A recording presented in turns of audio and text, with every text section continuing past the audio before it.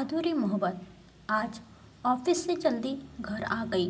तबीयत कुछ ठीक नहीं लग रही थी। सोचा थोड़ा आराम कर लूँ। थोड़ी देर में राज भी आ जाएगा। अभी बिस्तर पर लेटी थी कि फ़ोन की घंटी खनखना उठी। उफ, यह लैंडलाइन फ़ोन भी ना। मोबाइल के ज़माने में इसकी क्या ज़रूरत। दौड़कर जाना पड़ता है उठाने के लिए। कई बार कह चुकी हूँ राज से इसे डिस्कनेक्ट कराने के लिए, लेकिन वह सुने तब ना। बुनबुनाती हुई हॉल में आ गई। मैंने हेलो कहा ही था कि उधर से पहचानी सी आवाज़ आई। हेलो सिमरन। हाँ पवन तुम। वाह, पहचान लिया, वो भी पूरे 10 सालों बाद। कहाँ थे तुम इतने दिन। न कोई फ़ोन न पता, बस मेरे जन्मदिन पर कार्ड भेजकर अपनी ड्यूटी पूरी करते रहे। कभी बात तक नहीं की। ओह सिमरन, कितना डांटोगे फ़ोन पर। शाम को बढ़िया सा खाना बना कर रखना। मैं आ रहा हूँ तुम्हारे घर। अच्छा, रखता हूँ, अभी एक मीटिंग है। मैंने रिसीवर रखा भी नहीं था कि पवन ने फ़ोन काट दिया। ये भी अजीब है, इतने सालों के बाद बात की, लेकिन हाल तक नहीं पूछा। बस एक जज की तरह फैसला सुना दिया। मैंने राज को ज़रूरी सामान की लिस्ट गिना दी। वे भी पवन को बहुत पसंद करते हैं। ऑफिस से लौटकर उन्होंने मेरे साथ डिनर की तैयारी की। देखो सिमरन, मैंने कोई कसर नहीं छोड़ी भगत सिंह के स्वागत की तैयारी में। अब वो इतनी बड़ी कंपनी का एमडी जो है, राज ने हंसते हुए कहा था। राज प्लीज़ उसे भगत सिंह मत कहा करो, मैंने चिढ़कर कहा। क्यों। जब मैंने पूछा था कि पवन तुम चिर कुंवारे क्यों हो, तो याद नहीं उसने क्या जवाब दिया था। कहा था, भाई साहब, भगत सिंह ने आज़ादी को अपनी दुल्हन बना लिया था, वैसे ही मैंने अपनी सफलताओं से शादी कर ली है ताकि ये हमेशा मेरे साथ रहे। लेकिन मैं दावे के साथ कह सकता हूँ कि किसी कन्या ने महाशय का दिल तोड़ा होगा। राज ने कहा। अच्छा, अब जल्दी से फ्रेश हो जाओ, पवन आता ही होगा। ठीक 6 बजे कॉल बेल बजी। राज ने दरवाज़ा खोला तो पवन ही था। अच्छी भली लंबाई, गोरे चश्मे के अंदर से झांकती बड़ी बड़ी स्वप्निल आंखें, पद की गरिमा साफ झलक रही थी। व्यक्तित्व से बदला नहीं था पवन, बस थोड़ी गंभीरता आ गई थी चेहरे पर। अचानक ख्याल आया कि पवन बैठ चुका था सोफे पर। क्या बात है सिमरन, न हेलो न हाय, ऐसे चुपचाप खड़ी हो कि मेरे आने से खुश नहीं हो तुम। अरे नहीं, ये तो पूरे दिन आपका इंतज़ार करती रही। मुझसे पहले राज बोल पड़े। 9 बजे हम सब डिनर टेबल पर बैठे थे। फिर राज और पवन की बातों का सिलसिला शुरू हुआ तो ऑफिस से लेकर राजनीतिक तक पहुंच गया। मुझे भी कितनी सारी बातें करनी थी, पर 4 घंटे कैसे बीत गए पता ही न चला। बस थोड़ी बहुत औपचारिक बातें ही हो पाई। 10 बज चुके थे और पवन के जाने का समय हो चुका था। राज उसे एयरपोर्ट तक छोड़ने जा रहे थे। चलता हूँ सिमरन, अपना ख्याल रखना, भरी आंखों से पवन ने विदा ली थी। मैं भी बस इतना ही कह पाई कि पवन अपना पता और मोबाइल नंबर तो देते जाओ, जाने फिर कब मुलाकात होगी। हाँ हाँ, लो न, कहते हुए उसने लिफाफा और एक कार्ड थमा दिया। वो जाते जाते पलटकर देखता रहा। मैं अंदर जाकर सोफे पर बैठ गई। अचानक मेरा हाथ उस सुंदर लिफाफे पर गया।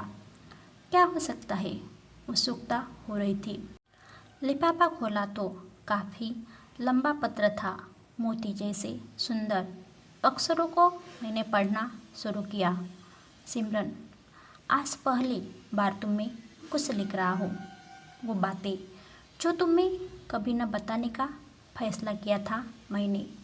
मुझे मेरी सीमाएं मालूम है और खुद पर भरोसा भी है, लेकिन कभी कभी भावनाओं का आवेग इतना तीव्र हो जाता है कि हम चाहकर भी उसे रोक नहीं पाते और अनायास ही उसके रो में बहते चले जाते हैं। 45 वर्ष की उम्र में ये बातें मुझे शोभा नहीं देती, लेकिन क्या करूं?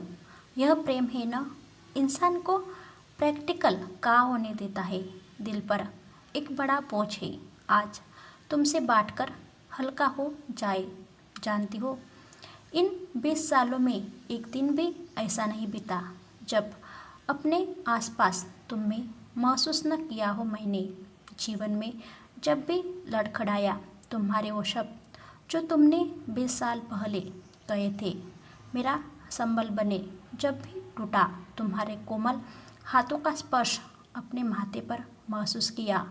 मेरी ऊंचाइयाँ तुम्हारी ही तो देन है, लेकिन सब कुछ पाकर भी जब पीछे मुड़कर देखता हूँ तो दूर दूर तक एक खालीपन फैला नजर आता है, जैसे पीछे मेरा कुछ छूट गया हो। तुम मुझे तब मिली जब मैं भावनात्मक रूप से टूट चुका था। घर वालों के साथ साथ मेरा विश्वास भी खुद पर से उठने लगा था। वो मेरी असफलताओं का दौर था। प्रतियोगी परीक्षाओं में लगातार थोड़े नंबरों से चूक जाता था।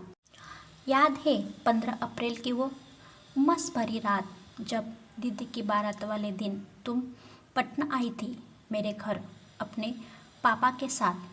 कहाँ भूल पाया मैं आज तक तुम्हारी उस छवि को।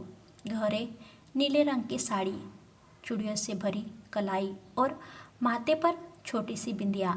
एक अजीब सा आकर्षण था तुम्हारे व्यक्तित्व में, जो बस बस ही मुझे तुम्हारी ओर खींच रहा था। कुछ पलों में ही जाने कितने सपने सजा लिए थे मेरे दिल ने। फिर अचानक मेरी नज़र तुम्हारी मांग में लगी सिंदूर की पतली सी रेखा पर पड़ी। एक कसक सी उठी थी तब। कुछ दरक गया था मेरे अंदर।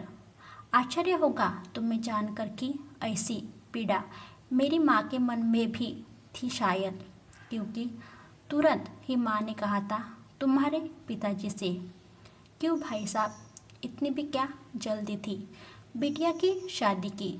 बचपन में देखा था इसे, तभी से सोचने लगी थी मैं, इतनी प्यारी बच्ची के लिए योग्य लड़कों की कमी थी क्या?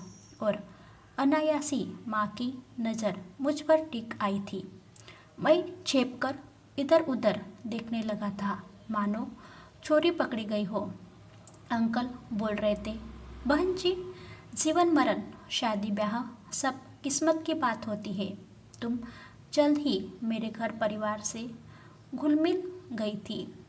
बढ़ चढ़ कर विवाह की रस्मों में हिस्सा भी लिया था। दीदी की विदाई के बाद सभी थक कर सो गए थे। मैं भी छत पर चारपाई पर लेटा हुआ था। मेरा सिर दर्द से फटा जा रहा था। भारी थकान के बाद भी नींद नहीं आ रही थी। तभी तुम्हारे कोमल हाथ का स्पर्श महसूस किया था माथे पर। मैं उठने लगा तो तुमने कहा था लेटे रही है। मैं सिर दबा देती हूँ। इतने अधिकार से कहा था कि मना नहीं कर पाया था। कैसी चल रही है पढ़ाई? पापा बहुत तारीफ करते हैं आपकी। तुमने पूछा तो मेरा जवाब था, पता नहीं, अभी तो किस्मत साथ नहीं दे रही। कभी लगता है लक्ष्य के करीब हूँ, फिर अचानक सब कुछ छिटक कर दूर चला जाता है। किसी परीक्षा में सफलता नहीं मिल रही। सोचता हूँ बड़े लक्ष्य को पाने के चक्कर में उम्र न निकल जाए कहीं। किसी स्कूल में टीचर ही बन जाओ। पापा पर अब और बोझ नहीं बन सकता मैं। उस दिन अपना कलेजा खोल कर रख दिया था तुम्हारे सामने। यह क्या, इतनी जल्दी हार मान गए? इतना अच्छा व्यक्तित्व और इतना छोटा कद नहीं। आप किसी बड़े लक्ष्य को पाने के लिए ही बने हैं, लेकिन सफल होने पर मुझे मत भूल जाइएगा कहते हुए खिलखिला दी थी तुम। एक अनजान लड़के का मुझ पर इतना विश्वास। इससे पहले तुमसे कभी बात तक नहीं हुई थी मेरी। सिर्फ दूर के रिश्ते के कारण सामान्य परिचय था हमारा। उस दिन तुम्हारी मर्मस्पर्शी बातों से अचानक जी उठा था मैं। तुम चली गई पर मैं दोगुने साहस के साथ चल पड़ा था सफलता की राह पर। और देखो आज किस मुकाम पर पहुंच गया हूँ। तुमने पिछली बार पूछा था मुझसे कि मैं घर क्यों नहीं बसा लेता। परिवार वालों ने भी कई बार शादी के लिए कहा, लेकिन इस बारे में सोचकर ही बेचैनी होने लगती है। उस रिश्ते से जुड़ने का क्या मतलब जिससे न्याय न कर सकूं। सिमरन, इन सब के लिए तुम खुद को दोषी मत ठहराना। तुम्हें तो एहसास तक नहीं मेरी भावनाओं का। यह निर्णय सिर्फ मेरा है। जानता हूँ आकाश के तारों को पा लेने की कामना करना बेईमानी है, पर जो मिल सकता था वो नहीं मिला तो जीवन भर सिर्फ समय का ही तो फासला था। पता नहीं तुमने जल्दी कर दी या फिर मैंने ही देर लगा दी। तुम सोच रही होगी कि इतने सालों बाद अब ये सब तुम्हें क्यों बता रहा हूँ। वो इसलिए कि कल जब मैं ऑस्ट्रेलिया चला जाऊँगा हमेशा के लिए, शायद फिर कभी ना मिले हम। पहले भी बता सकता था, लेकिन अलविदा सिमरन। हे भगवान, यह क्या लिख दिया पवन ने। मैं कैसे नहीं पढ़ पाई उसकी स्वप्निल आँखों की भाषा। इस पत्र ने मेरे वजूद को हिलाकर रख दिया। मेरे हाथ काँप रहे थे और मैं पसीने से भीग गई थी। लगा जैसे 20 साल की यात्रा इन 4 पन्नों में तय कर ली हो। तो क्या पवन के अकेलेपन की असल जिम्मेदार मैं ही हूँ। मेरे कारण उसने अपना घर नहीं बसाया। आज मैं ऐसे अपराध के बोझ से घिर चुकी हूँ जो मैंने कभी किया ही नहीं था। ऐसी नई स्टोरी के लिए हमारे चैनल को लाइक शेयर सब्सक्राइब करके घंटी के बटन दबाना ना भूलें।